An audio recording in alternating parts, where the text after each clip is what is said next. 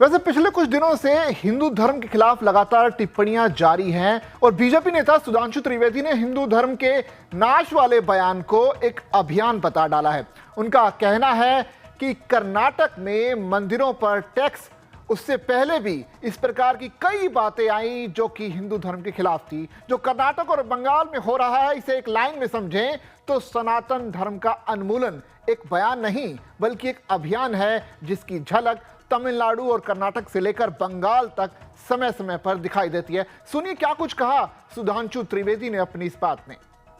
मंदिरों पर टैक्स, उससे पहले भी इस प्रकार की कई बातें आई हैं। अनाप शनाप उल्टे सीधे बयान।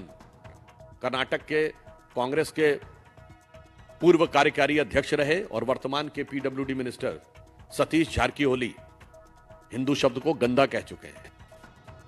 खड़गे साहब के बेटे क्या क्या बोल चुके हैं। इवन मैं भी याद दिलाना चाहता हूं, कर्नाटक में भी दलित कांग्रेस के नेता थे, दलित थे, अखंड श्रीनिवास मूर्ति, उनके यहां भी यही तगड़े वाले वोट बैंक ने हमला कर दिया था। अपने नेता के लिए भी पीछे हट गए थे। वो बेचारा अपनी खुद लड़ाई लड़ते रहे, बाद में पार्टी भी छोड़ दी है।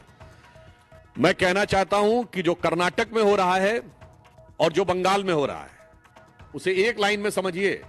इरेडिकेशन ऑफ सनातन धर्म एक बयान नहीं है, एक अभियान है।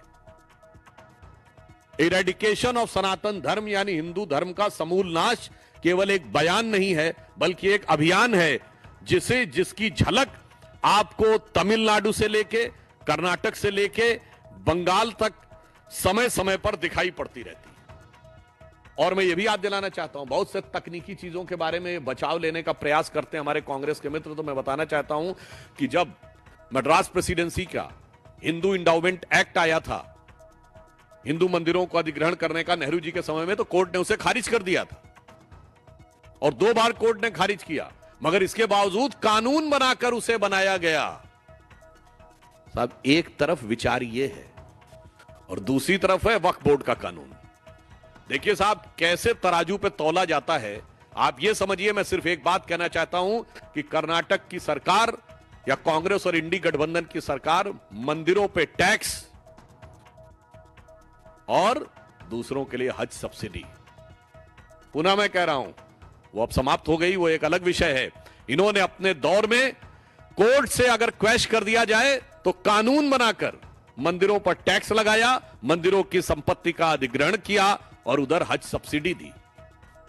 मुझे लगता है कि इस ढंग का जो दोहरा रवैया है, पुनः मैं कहना चाहता हूं, यह दर्शाता है कि इरेडिकेशन ऑफ सनातन धर्म एक बयान नहीं बल्कि एक अभियान है।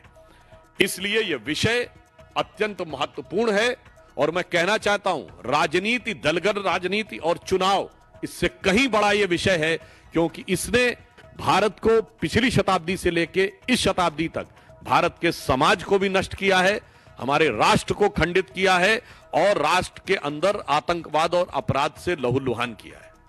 इसलिए मैं पूछना चाहता हूं, अभी जो दर्शन करने गए थे और तरह तरह के दावे कर रहे थे इंडी गठबंधन के चिर युवा नेता, उनका इस घटना के ऊपर क्या कहना है? इस घटना के ऊपर जिस प्रकार का मौन उन्होंने धारण कर रखा है, बल्कि इसके विपरीत वो जिस प्रकार के टिप्पणी कर रहे हैं और सरकार जो कह रही है, इसे मैं गलती नहीं बल्कि यह अपराध कह रहा हूं।